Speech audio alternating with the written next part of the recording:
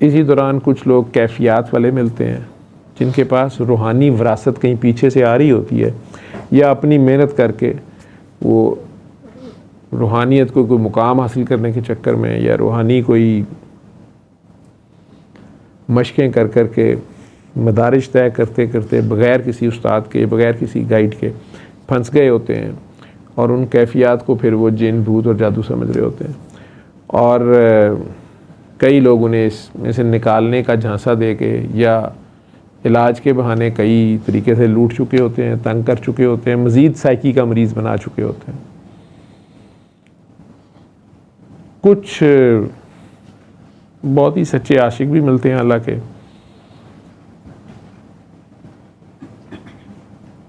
वो भी उतनी ही मुसीबत में फंसे होते हैं, लेकिन इंतहाई सब्र के साथ अल्लाह की मदद का इंतज़ार कर रहे होते हैं।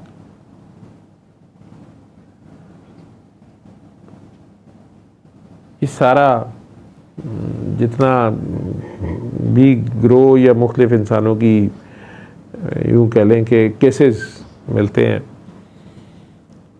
उनको मैं कैटेगराइज करने की कोशिश नहीं करता। ये जो एक्सपीरियंस की बेस पे जो डाटा इकट्ठा हुआ वो मैं बोल रहा हूँ आप लोगों को। मेरी तरफ से वो सारे ही नेक लोग होते हैं। आप में से ये बात आज करने का मकसद ये है कि बहुत से लोग अब ये फ़ोन करके पूछना शुरू हो गए हैं कि हमारा ये मसला है, हमें ये बता दें हमने कौन सा गुनाह कबीरा किया है, हमने कौन सी वाली गलती की है, तो हम वो ठीक कर लें। या जो दुआ करवा रहे हैं वो मेरे से फ़ोन पे डिस्कस करना शुरू कर देते हैं या साथ अपना बताते हैं कि सर वो मैंने उन्हें कह दिया कि तुमने ऐसे किया था ना, तो फिर इसलिए तुम्हारे साथ, तुम्हारी बेटी के साथ ऐसे हो रहा है। तो उसकी चीख निकल गई कि हाय अच्छा ये आपको कैसे पता चला है। तो अब उसकी बेगम ने फ़ोन किया, वो कह रही मुझे ऐसे है। तो सर वो मुझे केस नहीं समझ आया, वो मुझे बार बार पूछ रही थी कि मैंने क्या गुनाह किया, मुझे बता दें, मुझे गलती मेरी बता दें। तो सर उसको ये बीमारी है, ये बीमारी कौन सा गुनाह करने से होती है। तो फॉर गॉड सेक यहाँ पे ब्रेक लगा दें आप, ठीक है। मुझे भी इस मरतबा बाबा जी ने यही ताकीद है कि इनको आंखें बंद कराया करो। अगर वो मैं किसी तरीके से पहले कहता था, निकल जाता था, अभी भी हो जाता है कई बार कि देखो यार ऐसे ना हुआ हो, तो वो आप लोग अचानक कोई चीख उठता है कि हाँ ये मेरा मसला था, या अपनी कहानी सुनाते हुए आप लोग बोल देते हैं कि हमारे साथ ऐसे हुआ, वैसे हुआ, या हम ऐसे कर चुके थे। लेकिन मेरी रिक्वेस्ट अब ये है कि आप लोग अब इस तरीके से दुआ कराया करें कि अगले बंदे को अल्लाह के आगे बस पेश किया करें, उसे कि आंखें बंद करें। आप हर एक को नेक ही समझा करें, आजमाइश में ही समझा करें। आजमाइश को भी तो अल्लाह नहीं टालना है ना, तो उन्हें आंखें बंद करा दिया करें और सूरह रहमान ही सुनने का कहा करें और 3 बार अल्लाह पानी का कहा करें। उनकी क्या गलती है या उन्हें क्या स्ट्रेटजी अपनानी चाहिए, यकीन माने कि उन्हें उसी दिन उसी वक्त दुआ में ज़्यादातर को वो ख्याल दिला दिया जाता है, दिखा दिया जाता है, या अपना ध्यान उस तरफ चला जाता है, या उस दिन नहीं तो अगले 7 दिनों में उन्हें गाइडेंस मिल जाती है। और अगर ना भी मिले तो उनका वो मसला जो है वो सॉर्ट आउट हो जाता है या बेहतरी की तरफ हालात चले जाते हैं। तो अगले का पर्दा भी रह जाए और अल्लाह से उसका ताल्लुक़ बनाए, ख़ुद को बीच में से निकाल दिया करें।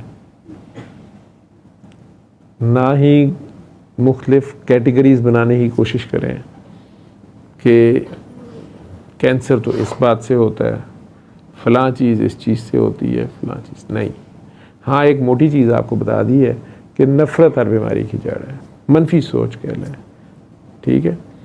तो कई बार हम खुद अपने लालच में, अपने इंतकाम में, अपनी मैं के चक्कर में फंसे होते हैं, और कई बार किसी की आह हमारा पीछा कर रही होती है। कई बार हमारी दुआ ऐसी होती है कि हम अल्लाह ताला से खुद ही दुआ ऐसी मांग रहे होते हैं कि उसका टेस्ट बड़ा होता है, उसकी कीमत बड़ी देनी होती है। फिर तो हमें किसी का भी पूछने की ज़रूरत नहीं है कुछ भी।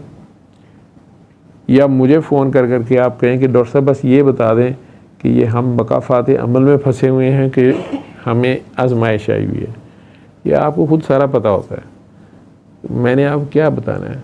हाँ, मोटी निशानी ये है कि अगर तो आपके पास सब्र नहीं है और खुदा याद नहीं है और सारा भरोसा आपका अपने वसाइल पे है, अपनी कोशिशों पे है, डॉक्टरों पे, दवाइयों पे, ऑपरेशन पे, पैसे पे, कोई इख्तियारात पे है, लेकिन बेचैनी भी है, बेसुकूनी भी है, तो सब कुछ आपको याद है कि मेरे पास ये स्ट्रेटजीज़, ये plan A, plan B, plan C, plan D हैं, ठीक है, उसको फ़ोन कर लूँगा, वो तो आ ही जाएगा, वहाँ से ये ले लूँगा, वहाँ से इतने दे दूँगा, वहाँ से ये बेच लूँगा, लेकिन खुदा याद नहीं है, तो ये यूजली मकाफ़ात अमल होती है। आजमाइश में आपको अल्लाह याद होता है और सब्र पास होता है, बस ये याद रखिए।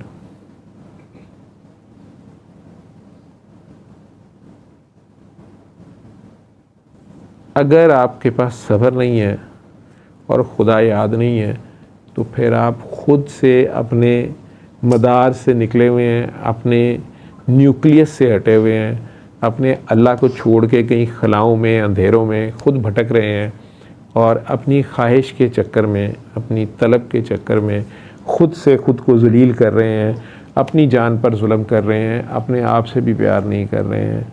और इस सारे का जुर्म जो है वो अल्लाह के साथ थोपने की कोशिश कर रहे हैं कि अल्लाह हमारे साथ ऐसा कर रहा है, हालांकि वो सारा कुछ आपका अपना ही किया जा रहा होता है। समटाइम्स वो आपकी विरासत में आ रहा होता है।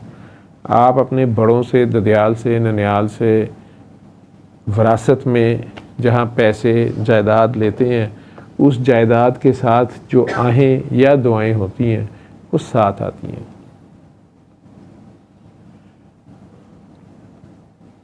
तो वो मीठा मीठा तो बहुत अच्छा लगता है। हमें नाना जान की तरफ से 1 करोड़ आया हमारे हिस्से का, हमें दादा जान की हवेली बिकी है तो 2.5 करोड़ सबको मिल गया, ठीक है। लेकिन वो बस भाई वो पैसे जमा कराने बैंक जा रहा था, वहाँ डाकू पड़ गए, तो पैसे जमा करा के निकला, लेकिन वो कहें कि तू अभी अंदर जा और निकाल के दे, वो नहीं माना, उन्होंने गोली मार दी। बाद में जब इन्वेस्टिगेट किया तो पता चला कि दादा अबू के भी जो कारनामे कुछ ऐसे ही थे। उन्होंने वो जो करोड़ों कमाए थे वो कईयों के बच्चे भड़काए थे। वो पैसे तो पास आए थे, लेकिन उनके साथ अब अपने बच्चे देने पड़ रहे थे, अगली नस्ल फड़क रही थी साथ। तो वो जायदादें आती हैं तो साथ फिर उसके सारा कुछ ही आता है, पैकेज में सारा कुछ शामिल होता है। जेनेटिक डिजीज़ भी आ रही होती है, ठीक है। वो जिस तरह दुआएं आती हैं आपकी, कई बार 7 नस्लों तक दुआ चलती है, उसी तरह आप भी 7 नस्लों तक चले जाती है। सारी बात का मेन मकसद एक तो ये था कि दुआ कराते हुए सिर्फ अल्लाह के आगे पेश किया करें, खुद ना अल्लाह बना करें, निकल जाया करें बीच में से। दूसरा, सारों के लिए यही मैसेज है कि मनफी सोच या नफ़रत की बजाय प्यार बन जाए। वो प्यार अल्लाह के लिए बन जाएं और अल्लाह से ही प्यार करें। तो प्यार से उस प्यारे के आगे पेश हो जाया करें, या अगले को भी पेश कर दिया करें कि यार मैं भी उससे मांगता हूँ, तू भी उससे मांग ले। कोई लंबी रॉकेट साइंस नहीं है।